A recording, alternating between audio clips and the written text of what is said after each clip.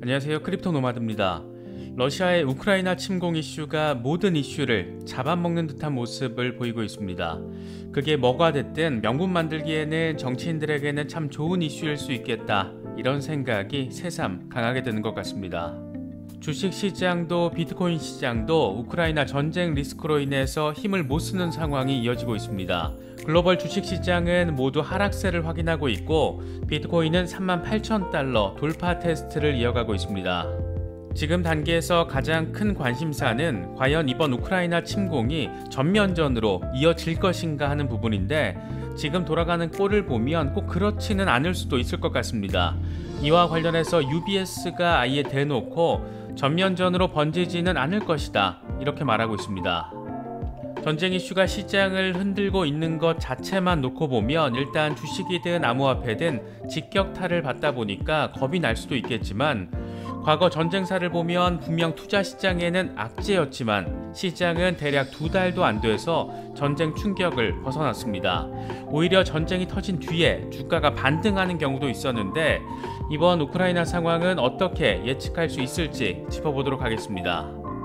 국지전이 됐든 뭐가 됐든 일단 전쟁 가능성은 현실이 된 가운데, 월가에서는 이번 우크라이나 리스크를 통해서 미국 연준의 긴축 정책에도 변화가 생길 수 있다, 이런 말들이 이제 솔솔 나오고 있습니다.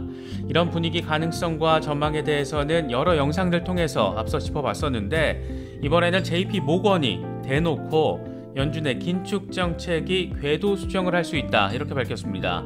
이것들이 며칠 전에는 9번 연속 금리 인상할 것이다, 이렇게 시장에 겁을 주더니 역시 인간은 어느 정도 뻔뻔함, 필수적으로 갖춰야지 잘 사는 건지도 모르겠습니다. 간이 콩할 만한 우리 같은 개미들에게 있어서는 지금 상황 자체가 상당히 쫄리게 느껴지는 것은 어쩔 수 없는 것 같습니다. 그래도 막 불안해서 미칠 정도까지 갈 필요가 없다라는 점은 과거의 역사적인 데이터가 설명해 주는 것 같습니다. 어쨌든 우크라이나 리스크가 현재 자본시장의 가장 큰 악재인 만큼 이 부분에 대한 분석들 집중적으로 살펴보도록 하겠습니다. 본격적인 시작에 앞서서 좋아요와 구독, 또 알림 설정을 꼭 부탁드리겠습니다. 영상 제작에 아주 큰 도움 된다는 말씀 함께 드립니다. 그럼 시작하겠습니다. 우크라이나 전쟁 리스크가 세계 자본시장을 뒤엎어버리고 있습니다. 각국 증시 모두 하락세를 보이면서 전쟁 리스크를 고스란히 흡수하고 있는 상황이고, 유가는 100달러에 육박하고 있습니다. 러시아에 대한 천연가스 의존도가 높은 유럽에서는 이미 난방과 발전용 연료 가격이 6%나 오르면서 1메가와트 시당 76.9유로, 우리 돈으로 10만원을 넘어섰습니다. 소비자 체감 인플레이션이 이미 시장에 자리하고 있는 그런 상황입니다.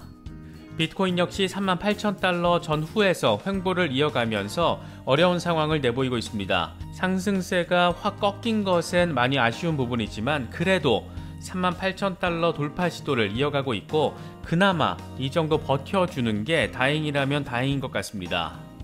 지금 단계에서 가장 중요한 과제는 4만 달러 회복입니다.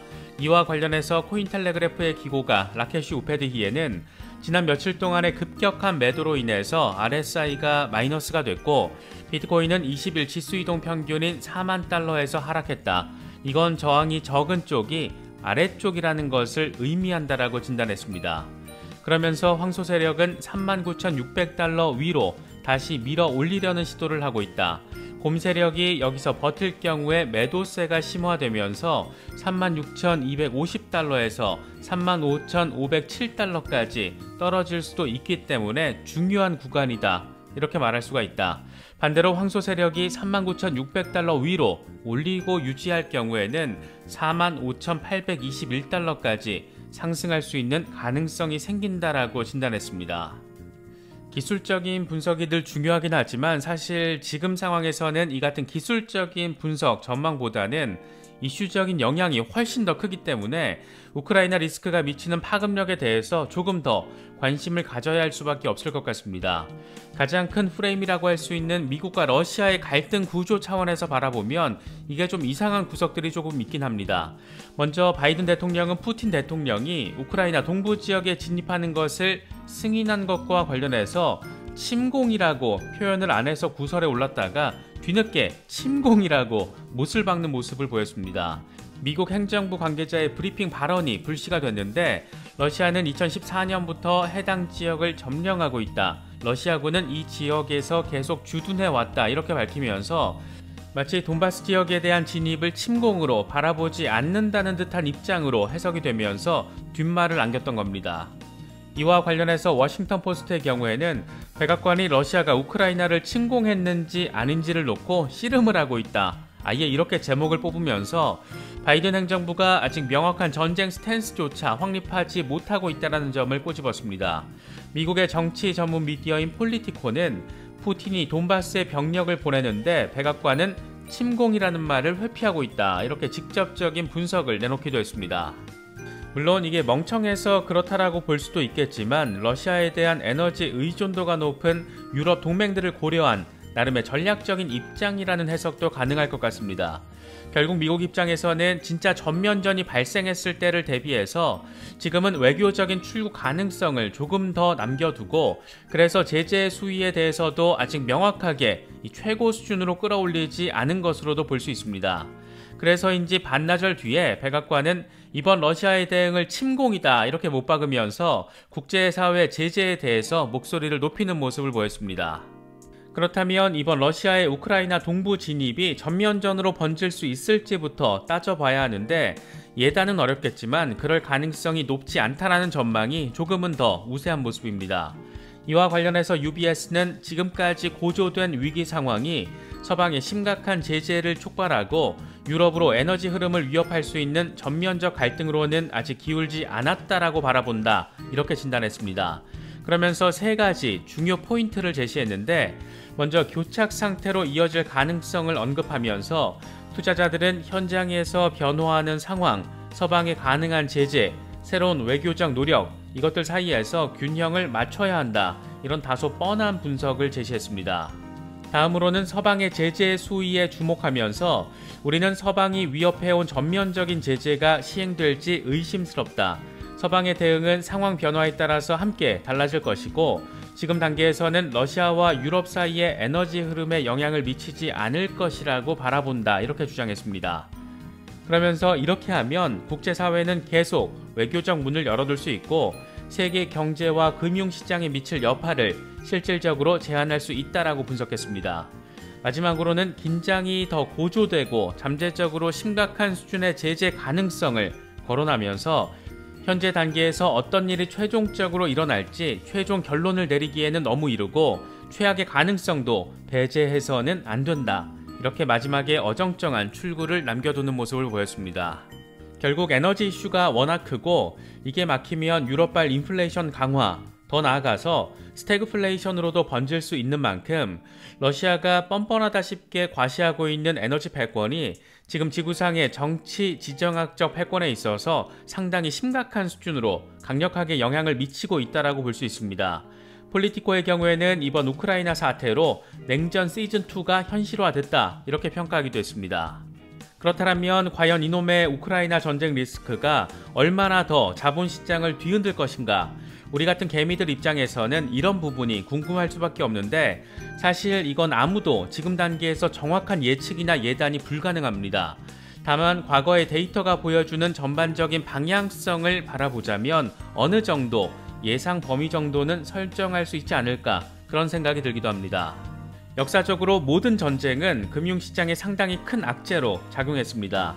현대사에서 뉴욕 증시에 최악의 영향을 미쳤던 전쟁은 일본의 진주만 공습이었는데 공습 당일에 뉴욕 증시는 3.8%가 빠졌고 이후 143일 동안 19.8%가 폭락했습니다.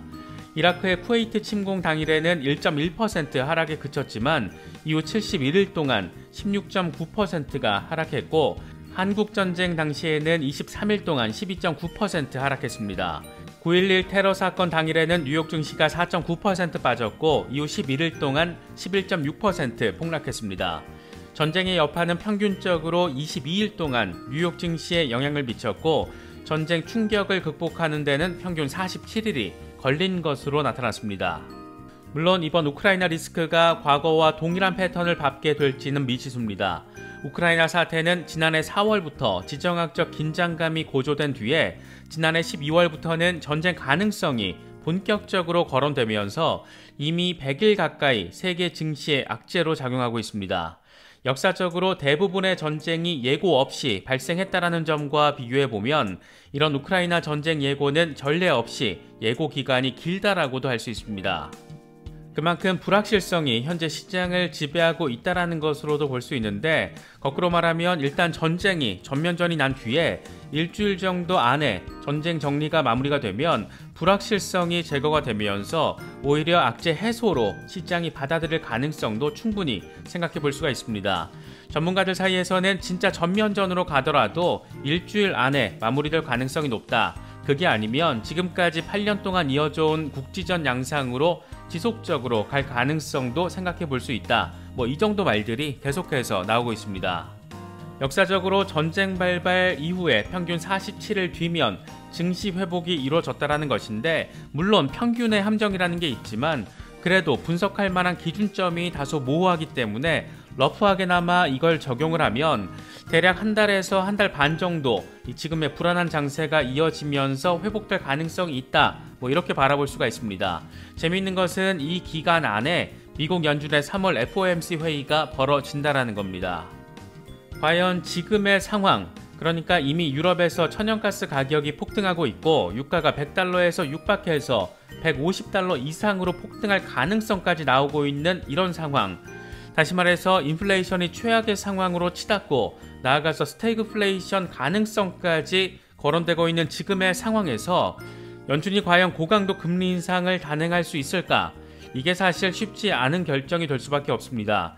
참 다행스럽게도 이게 제 개인의 뇌피셜 수준의 분석이 아니라는 점을 JP 모건이 함께 확인해주고 있습니다. 며칠 전 9번 연속 금리 인상 가능성을 제기하면서 시장에 공포심을 불어넣었던 JP 모건이 푸틴의 결정 이후에 스리슬쩍 스탠스를 바꾸는 모습도 확인해주고 있습니다. 로이터 보도 내용을 보면 JP모건의 최고 주식시장 전략가 듀브라브코 라코스 부야스는 지나치게 제한적인 통화 정책은 경기 순환이 계속 악화되는 경우에 명백한 정책 오류를 초래할 수 있다. 동시에 러시아 우크라이나 위기는 미국 연준의 긴축 정책 경로를 재설정하게 해서 중앙은행들이 덜 매파적으로 변하게 할 수 있고, 정책 위반자들은 추가적인 재정 부양책을 고려할 수 있다. 이렇게 말했습니다. 이런 말바꾸기 모습을 보고 있으면 야, 진짜 니들 대단하다, 이런 생각이 드는 건 어쩔 수 없는 것 같습니다. 이런 전반적인 큰 틀에서 바라보면 악재가 호재로 전환될 가능성에 대한 기대감도 어느 정도 갖게 될 수 있을 것 같습니다. 사실 비트코인 시장 자체만 놓고 보면 데이터가 보여주는 상황 그 자체가 그렇게 나쁘지만은 않은 그런 상황이기도 합니다. 일단 금이 상승세를 보이면서 리스크 해치 역할을 하는 것과 달리 비트코인이 힘을 못 쓰는 부분은 상대적으로 힘을 못 쓰는 부분, 다소 아쉽다라고 할 수 있겠지만 미국 증시와 비교했을 때는 또 나름의 선방을 하고 있는 것도 사실이기도 합니다. 현지 시간으로 22일 정오 기준으로 비트코인이 강보합권에 머물고 있는 것과 달리 나스닥 100 지수는 1.84% 하락했는데, 블룸버그는 비트코인과 나스닥 100 지수의 상관관계가 0.43이라고 설명을 했습니다. 이 상관관계가 1이 되면 두 자산이 동일하게 움직이는 것을 의미하는데 지금 강도 자체가 아주 강력하지 않다라는 점을 확인할 수가 있습니다. 블룸버그는 글로벌 결제 네트워크의 공동 설립자 그레그 와이스만의 멘트를 인용하면서 단기적으로 4만 달러를 비트코인의 핵심 저항선으로 지목했습니다. 시장 상황 전반이 어렵다고는 할 수 있겠지만 반년 이상 비트코인을 들고 있는 홀딩 물량이 역대 최고치를 보이고 있다는 점도 눈에 띕니다. 글래스노드 데이터를 보면 6개월에서 10년 동안 비트코인을 홀딩하고 있는 물량이 빠르게 증가하는 추세를 확인할 수가 있는데, 반년 이상 비트코인을 보유한 투자자들이 지금 같은 약세장에서 매도를 하는 게 아니라 홀딩한다는 점 특히 눈에 띈다고 할 수 있습니다. 글래스노드는 이 같은 추세가 비트코인이 새로운 최고가를 시험하는 동안 시장의 주요 구매력이 나타나는 것으로 볼 수 있다. 이렇게 설명했습니다. 시장 상황이 어려운데도 지난주 디지털 자산 펀드에는 자금이 계속 유입된 것으로 나타났습니다. 코인쉐어스의 주간 보고서를 보면 2월 18일 기준으로 이전 일주일 동안 디지털 자산 펀드에는 1억 930만 달러가 순유입된 것으로 나타났는데, 이건 5주 연속 플러스로 자금 흐름이 이루어진 것을 보여줍니다. 글로벌 투자 시장 전반이 어려운데도 암호화폐 자산에 대한 장기적인 신뢰, 또 저가 매수 심리 이런 것들이 반영된 것으로 분석되고 있습니다. 비트코인 펀드에는 8,850만 달러가 유입된 반면 이더리움 펀드에서는 1,520만 달러가 유출됐고 솔라나는 120만 달러 유입, 폴카닷은 50만 달러 유입 이 같은 상황을 확인했습니다. 어려운 시기인 것은 부인할 수 없는 사실입니다. 다만 암호화폐 시장 자체의 이슈가 아니라 세계 경제 자체가 충격을 받고 있는 상황이라는 점 생각하시면서 자본시장 전반의 이슈를 잘 챙기시면서 시장의 변화 상황들 바라보실 수 있으면 더 좋을 것 같습니다. 이번에 준비한 영상은 여기까지입니다. 영상이 도움이 되셨다면 좋아요와 구독 또 알림 설정을 꼭 부탁드리겠습니다. 영상 제작에 아주 큰 도움 된다는 말씀 함께 드립니다. 언제나 성투하시기를 기원하겠습니다. 시청해주셔서 감사합니다. 지금까지 크립토 노마드였습니다.